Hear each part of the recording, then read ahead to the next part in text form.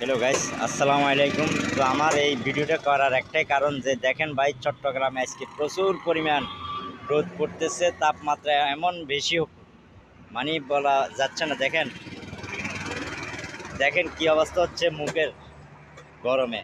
দেখেন রাস্তাঘাটে গাড়ির সংখ্যা কমে গেছে। দেখেন একদম রাস্তা ফাঁকা ফাঁকা, অল্প অল্প গাড়ি।